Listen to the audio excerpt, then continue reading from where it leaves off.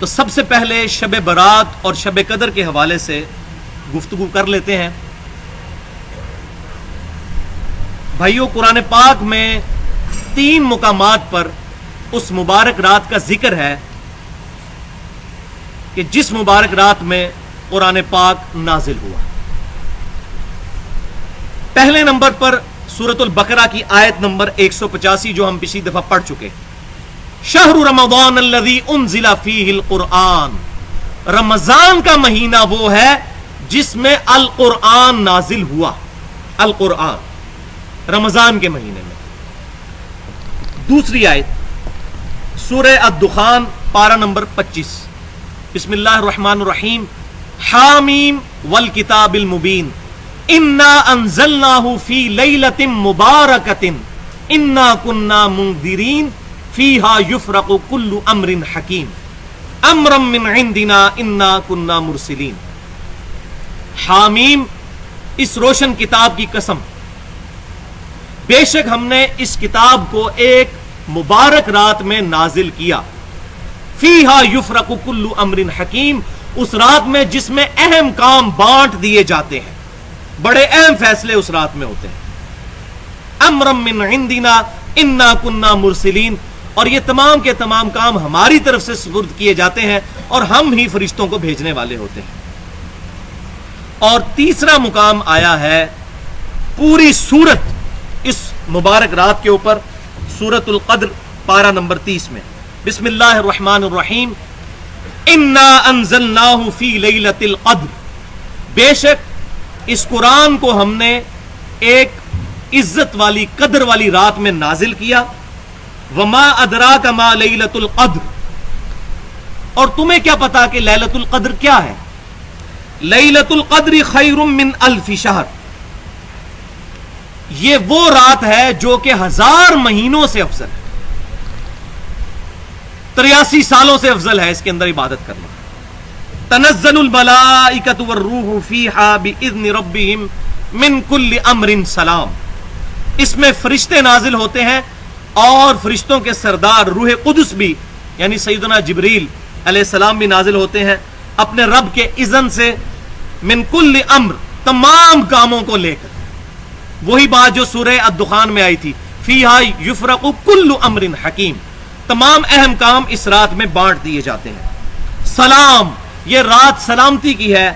ہی حتی مطلع الفجر، اور یہ جو معاملات ہیں سلامتی والے اور یہ احکام نازل ہونے والے، یہ فجر کا وقت داخل ہونے تک رہتے ہیں پوری رات.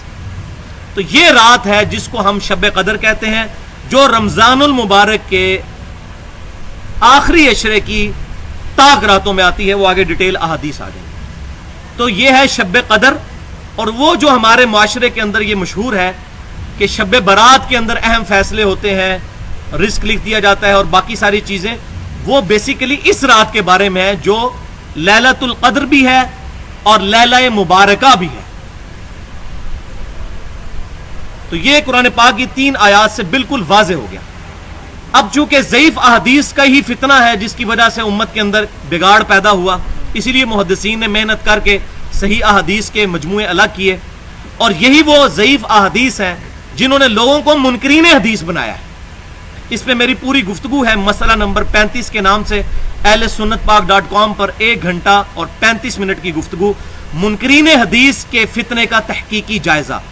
اس میں مرکزی پوائنٹ یہ ہے کہ منکرین حدیث پیدا اس لیے ہوئے کہ جب وہ احادیث بھی جو قرآن سے واضح ٹکراتی ہیں ان کو بنیاد بنا کر سیرمنیز سیلیبریٹ کی گئیں، تو لوگوں نے کہا ہم ساری حدیثوں کو نہیں مانیں گے. وہ دوسری ایکسٹریم پہ پھر لوگ نکل گئے. تو الحمدللہ قرآن پاک سے یہ بات پتہ چلی کہ یہ لیلۃ القدر یا لیلہ مبارکہ وہی رات ہے جو رمضان شریف کے اندر آتی ہے. اب میں یہاں چاہ رہا ہوں کہ وہ 4 حدیثیں جس کی بنیاد پر ہمارے سب کانٹیننٹ میں 2 بھاری فرقے جو اپنے آپ کو اہل سنت کہتے ہیں، فخریہ نمبر 1 بریلوی اور نمبر 2 دیوبند، ان کے علماء نے احادیث کی کتابوں سے جب اس کی شرح کرتے ہوئے یہاں تک دھوکہ کھایا کہ جی آخر اس رات کی کوئی نہ کوئی تو حقیقت ہوگی، تبھی تو یہ روایتیں آئی ہوئی ہیں کتابوں میں، اور اس کی وجہ سے ایک دروازہ کھل گیا. پھر وہ ایک جو فارمولہ اپنایا ہوا ہے کہ جی فضائل کے اندر ضعیف حدیث بھی ایکسیپٹیبل ہے لیکن فضائل بھی پھر وہ ہونے چاہیے جو اپنے فرقے کے ہوں. یہ انگوٹھا چومنے پہ بھی تو کتنی ضعیف حدیثیں موجود ہیں، لیکن چونکہ بریلوی کرتے ہیں لہذا دیوبندی کہیں گے نہیں نہیں یہ تو بدعت ہے. تو اب ضعیف حدیث کیوں نہیں فضائل پہ لیتے؟ فضائل اعمال میں جو آئے گی وہی لی جائے گی. تو 2 نمبر پالیسی نہیں، ایک نے ضعیف حدیث صحیح مسلم کے مقدمے میں امام مسلم نے کیٹیگوریکل مینشن کر دیا کہ ضعیف حدیث نہ فضائل میں لی جائے گی اور نہ احکامات کے اندر لی جائے گی. اس میں میری پوری ڈیٹیل کے ساتھ گفتگو ہے اہل سنت پاک.com پر، مسئلہ نمبر 36 کے نام سے اپنی نوعیت کی منفرد گفتگو جو میں الحمدللہ علی وجہ بصیرت کہہ رہا ہوں. کسی بندے نے اس طریقے سے ضعیف حدیث کے فتنوں کو ایڈریس نہیں کیا. ضعیف الاسناد احادیث کے فتنے کا تحقیقی جائزہ 1 گھنٹہ 25 منٹ کی گفتگو مسئلہ نمبر 36 کے نام سے اہل سنت پاک.com پہ رکھی ہوئی ہے کہ ضعیف حدیثوں نے یہ سارے فتنے کھڑے کیے ہیں. ضعیف الاسناد احادیث، جب سند صحیح ہوگی تو پھر وہ حدیث صحیح ہو جائے گی. تو یہ 4 حدیثیں جو شب برات کے بارے میں پیش کی جاتی ہیں میں مختصراً ان کو بیان کر کے ان کا ذوق بیان کر دیتا ہوں. پہلی حدیث بڑی مشہور ہے، جامعہ ترمذی اور سنن ابن ماجہ سے پیش کی جاتی ہے کہ سیدہ عائشہ رضی اللہ تعالیٰ عنہ سے روایت ہے کہ نبی صلی اللہ علیہ وسلم نے فرمایا کہ اللہ تعالیٰ شعبان کی 15ویں رات آسمان دنیا پر نزول فرماتا ہے جیسا کہ اس کی شان کے لائق ہے. ہم اس کی تعویل بھی نہیں کرتے اہل بدعت کی طرح، جہمیہ کی طرح. ہم الحمدللہ اہل سنت ہیں، اس نزول کو مانتے ہیں، اس کی کیفیت کے پیچھے نہیں پڑتے. آسمان دنیا پر نزول فرماتا ہے اور بنی کلب کی بکریوں کے بالوں کی تعداد سے بھی زیادہ لوگوں کی مغفرت کر دیتا ہے. یہ حدیث جامعہ ترمذی اور سنن ابن ماجہ میں موجود ہے. لیکن ظلم یہ ہے کہ اس کے ساتھ امام ترمذی رحمۃ اللہ علیہ نے یہ لکھ دیا تھا کہ یہ روایت منقطع ہے، صحیح نہیں، اور ساتھ لکھا کہ میرے استاد امام بخاری رحمۃ اللہ علیہ فرماتے ہیں یہ روایت ضعیف ہے. لیکن مولوی آدھی روایت بیان کرتا ہے، اگلا حصہ بیان ہی نہیں کرتا. اور اس میں حجاج نامی ایک راوی ہے جو ضعیف ہے اور مدلس بھی ہے، ان سے روایت کر رہا ہے، سما کی تصریح کوئی نہیں موجود اور مدلس کی ان والی روایت ضعیف ہوتی ہے. یہاں یہ بات یاد رکھیں کہ جو ہمارے اہل تشیع بھائی ہیں وہ بھی پوری دنیا کے اندر شعبانیہ مناتے ہیں، تو وہ اس رات کو اس وجہ سے نہیں منا رہے ہوتے جو اہل سنت کے بعض گروہوں میں آ گئی ہے. ان کا موقف یہ ہے کہ اس رات میں امام محمد بن حسن عسکری رحمت اللہ علیہ پیدا ہوئے تھے، تو وہ ان کا یوم ولادت مناتے ہیں، اس کو شعبانیہ کہتے ہیں. آپ ٹی وی پہ دیکھیں گے ایران میں بھی، اردن میں، فلسطین میں، عراق کے اندر وہ شعبانیہ کی جو ہے وہ سرمنی سیلیبریٹ کر رہے ہوتے ہیں. تو وہ شعبانیہ جو مناتے ہیں وہ اپنے ان اماموں کی ولادت کو، ہم بھی الحمدللہ اہل سنت کے بھی وہ امام ہیں، ائمہ اہل بیت جو ہیں. دوسری حدیث سنن ابن ماجہ سے پیش کی جاتی ہے کہ نبی صلی اللہ علیہ وسلم نے فرمایا کہ اللہ تعالی شعبان کے نصف جب گزر جاتا ہے تو 15ویں شعبان کی رات کو آسمان دنیا پر نزول فرماتا ہے، تو سوائے 2 لوگوں کے، ایک شرک کرنے والا اور دوسرا کینہ رکھنے والا، ان کے علاوہ تمام کی مغفرت فرما دی جاتی ہے. تو یہ حدیث بھی اصول محدثین پر ضعیف ہے. اس کی وجہ یہ ہے کہ اس کے اندر 2 راوی مدلس ہیں، ابن لہیہ اور ولید بن مسلم، اور دونوں ان سے روایت کر رہے ہیں، اور مدلس کی ان والی روایت ضعیف ہوتی ہے جب تک سما کی تصریح موجود نہ ہو. صحیح مسلم کے مقدمے سے میں کافی دفعہ بیان کر چکا. اس حدیث کو شیخ البانی رحمہ اللہ نے اپنی اجتہادی غلطی کی وجہ سے صحیح قرار دیا. لیکن ظلم کی انتہا یہ ہے کہ جو لوگ شب برات کے خلاف بول رہے ہوتے ہیں، خصوصاً ہمارے اہل حدیث بھائی، اہل سنت میں سے اہل حدیث بھائی جو ہیں، تو وہ بریلویوں کو تو رد بڑے زور و شور سے کر رہے ہوتے ہیں، لیکن شیخ البانی کا رد کوئی نہیں کرتا کہ انہوں نے اس روایت کو اصول محدثین پر صحیح قرار دیا، حالانکہ یہ 100% پکی ضعیف روایت ہے، کیونکہ 2 راوی مدلس ہے اور ان سے روایت کر رہے ہیں، سما کی تصریح کوئی نہیں ہے. ایک راوی مدلس ہو ان سے روایت کرے تو روایت ضعیف ہو جاتی ہے. لیکن انہوں نے اس روایت کو صحیح کہا، ان کی یہ اجتہادی خطا ہے. اور اگر کوئی شخص کہتا ہے جی مدلس کی آن والی روایت ضعیف نہیں ہوتی اور سما کی تصریح نہ موجود ہو تب بھی ٹھیک ہے، تو میں نے اس کے لیے پھر علم الکلام سے ایک الزامی جواب رکھا ہوا ہے جس کو پنجابی میں کہتے ہیں پھکی. مشکات المصابیح میں انٹرنیشنل نمبرنگ کے مطابق 4902 نمبر حدیث ہے، جو مسند امام احمد میں بھی موجود ہے اور الادب المفرد امام بخاری کی اس میں بھی موجود ہے. اور دونوں اماموں نے نہ اس کو صحیح کہا نہ ضعیف کہا، خاموشی اختیار کی. لیکن صحیح بخاری میں نہیں ہے. بخاری اور مسلم کی تمام متصل الاسناد مرفوع احادیث قطعی الصحت ہیں. اس پر اجماع ہے، شاہ ولی اللہ دہلوی نے حجت اللہ البالغہ میں نقل کیا ہے. یہ الادب المفرد کی بات ہو رہی ہے. تو مشکات المصابیح میں بھی موجود ہے، مفاخرت کے چیپٹر کے اندر، مسند امام احمد میں بھی ہے، الادب المفرد کے اندر بھی ہے کہ جو شخص اپنے جاہلی نسب پر فخر کرے، جاہلیت کے نسب پر، اس کو کہو کہ اپنے باپ کا عضو تناسل کاٹ کے اپنے منہ میں رکھ لے، والعیاذ باللہ. اور یہ بات کنائے سے نہ کرو، ڈائریکٹ بات کرو. ایسی بےہودہ بات معاذ اللہ کیا نبی صلی اللہ علیہ وسلم ارشاد فرما سکتے ہیں؟ اس روایت کی سند بھی متصل ہے، لیکن اس میں حسن بصری مدلس ہے اور ان سے روایت کر رہے ہیں، سما کی تصریح کوئی نہیں. لہذا جس نے ان شعبان کی روایتوں کو صحیح ماننا ہے، پھر یہ والی گستاخانہ روایت بھی صحیح ماننی پڑے گی. جبکہ صحیح بخاری اور مسلم کی متفق علیہ حدیث ہے کہ نبی صلی اللہ علیہ وسلم میں کنواری لڑکیوں سے زیادہ شرم و حیا تھی. آپ صلی اللہ علیہ وسلم اس طرح کی گفتگو فرما ہی نہیں سکتے. اور اس سے بڑھ کر قرآن پاک میں ہے وَإِنَّكَ لَعَلَىٰ خُلُقٍ عَظِيمٍ، اے امام اعظم محمد رسول اللہ صلی اللہ علیہ وسلم، اے ہمارے محبوب، آپ بے شک اخلاق کے اعلیٰ ترین درجے پر فائز ہیں. الحمدللہ. تیسری حدیث سنن ابن ماجہ سے پیش کی جاتی ہے کہ نبی صلی اللہ علیہ وسلم نے فرمایا کہ شعبان کی 15ویں رات کا قیام کرو. اس رات اللہ تعالیٰ آسمان دنیا پر نزول فرماتا ہے اور فجر تک پھر ندا آتی ہے کوئی مغفرت کا طلبگار میں اس کو مغفرت عطا کروں، ہے کوئی روزی مانگنے والا میں اس کو عطا کروں، ہے کوئی عافیت مانگنے والا میں اس کو عطا کروں. اور یہ سلسلہ طلوع فجر تک جاری رہتا ہے. حالانکہ یہ بھی فضیلت جو ہے بیسیکلی شب قدر کے بارے میں ہے، لیلۃ القدر، لیلہ مبارکہ کے بارے میں ہے، جو رمضان کے آخری عشرے میں آتی ہے. یہ حدیث جو ہے یہ من گھڑت حدیث ہے، کیونکہ اس کے اندر ایک راوی ہے ابو بکر بن عبداللہ. امام احمد بن حنبل رحمۃ اللہ علیہ فرماتے ہیں کہ یہ کذاب راوی ہے، یہ حدیثیں گھڑا کرتا تھا. تو یہ روایت بھی اصول محدثین پر من گھڑت ہوئی. یہاں یہ بات یاد رکھیں کہ صحیح بخاری اور مسلم کی متفق علیہ حدیث ہے کہ اللہ تبارک و تعالی ہر رات کو جب آخری 1/3 رات رہ جاتی ہے، یعنی اگر 6 گھنٹے کی رات ہے تو آخری 2 گھنٹے میں آسمان دنیا پر نزول فرماتا ہے، ہر رات پورا سال. اور اللہ تعالیٰ کی طرف سے یہ ندا آتی ہے کوئی مجھ سے دعا کرنے والا کہ میں اس کی دعا قبول کروں، ہے کوئی مجھ سے مغفرت مانگنے والا کہ میں اس کی توبہ قبول کروں، ہے کوئی مجھ سے رزق طلب کرنے والا کہ میں اس کو رزق عطا فرماؤں. اور یہ ندا آتی رہتی ہے یہاں تک کہ فجر کا وقت شروع ہو جائے.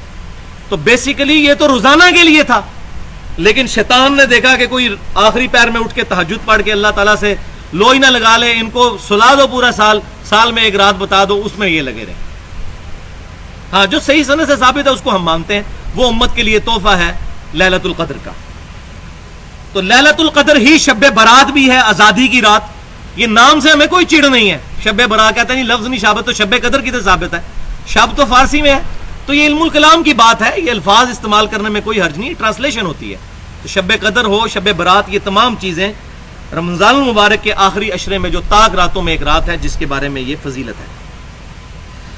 اسی معاملے میں میری 1 گھنٹے کی گفتگو ہے مسئلہ نمبر 41 کے نام سے اہل سنت پاک.com پر، نور من نور اللہ، وحدت الوجود اور علم الکلام کے متعلق. اللہ تعالیٰ کی اسماء اور صفات کے بارے میں کیا عقیدہ ہونا چاہیے. ایک طرف جہمیہ کا عقیدہ ہے جو اللہ تعالیٰ کو عرش پہ نہیں مانتے، اور دوسری طرف جہلا ہے جو اللہ تعالیٰ کو معاذ اللہ عرش پر ویسے مانتے ہیں، چند جاہل لوگ، کہ جیسے میں کرسی پہ بیٹھا ہوں، معاذ اللہ استغفر اللہ. چند جاہل لوگوں کا یہ عقیدہ ہے. الحمدللہ باقی اہل سنت کا، اصحاب الحدیث کا یہی عقیدہ ہے کہ اللہ تعالیٰ اپنے عرش پر مستوی ہے، اپنی شان کے لائق، اور اس کی ہم کوئی تعویل نہیں کرتے کہ عرش سے مراد غلبہ ہے. جیسا کہ المحند علی المفند میں شیخ خلیل احمد سہارنپوری صاحب نے لکھا کہ ہم اللہ تعالیٰ کو عرش پہ نہیں بلکہ یہ غلبہ مانتے ہیں. تو یہ جہمیہ کا عقیدہ ہے. اسی طریقے سے بریلوی عالم نے بہار شریعت کے مقدمے میں یہ بات لکھ دی کہ ہم اللہ تعالیٰ کو عرش پہ نہیں مانتے، ہم یہ کہتے ہیں کہ اللہ تعالیٰ عرش پر مستوی ہے اپنی شان کے لائق، اور ہماری رگے جہاں سے بھی قریب ہے اپنی شان کے لائق. اس کے لیے لیس کمثلہ شیء، اس کی مثل کوئی شے نہیں. میں نے ڈیٹیل کے ساتھ الحمدللہ ہر اعتبار سے وسوسے سیٹل کی ہیں. اس میں مسئلہ نمبر 41 نور من نور اللہ، وحدت الوجود اور علم الکلام کے اوپر ڈیٹیل بحث کی ہے. وہ ڈیٹیل کسی کو سننی ہو تو وہاں سے سن سکتا ہے۔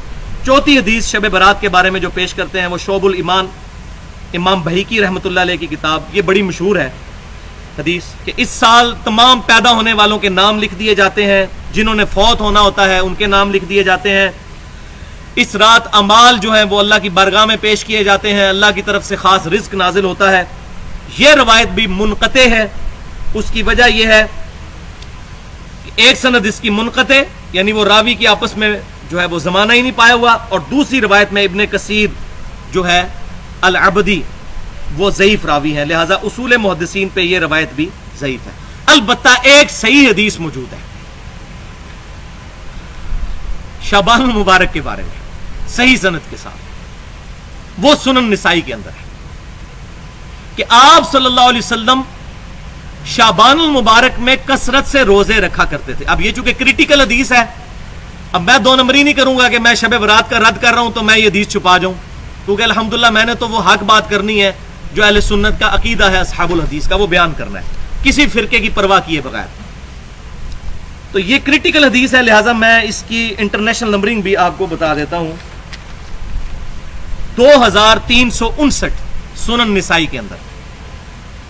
شیخ البانی رحمہ اللہ بھی اس کو صحیح کہتے ہیں، شیخ زبیر علی زئی صاحب نے بھی اس کی صحت پر حکم لگایا ہے، مشکات المصابی کے اندر بھی انہوں نے ایک جگہ پہ اس کا ذکر اشارتاً کر دیا ہے۔ سنن نسائی کی حدیث ہے کہ نبی صلی اللہ علیہ وسلم شعبان میں کثرت سے روزے رکھتے تھے۔ پوچھا گیا یا رسول اللہ صلی اللہ علیہ وسلم آپ شعبان میں کثرت سے روزے کیوں رکھتے ہیں؟ تو آپ صلی اللہ علیہ وسلم نے فرمایا کہ اکثر لوگ اس مہینے کی فضیلت سے غافل ہیں، جبکہ اس مہینے میں نامہ اعمال اللہ کی بارگاہ میں پیش کیے جاتے ہیں، اور میں یہ چاہتا ہوں کہ جب میرا نامہ اعمال اللہ کی بارگاہ میں پیش ہو تو میں روزے کی حالت سے الحمدللہ۔ اور صحیح بخاری اور مسلم کی متفق علیہ حدیث ہے کہ آپ صلی اللہ علیہ وسلم رمضان المبارک کے بعد سب سے زیادہ روزے اس مہینے میں رکھتے تھے، اور مسلم کی روایت میں یہ ہے کہ پورا مہینہ ہی روزہ رکھتے تھے، پورا مہینہ شعبان کا آپ صلی اللہ علیہ وسلم روزہ رکھا کرتے تھے۔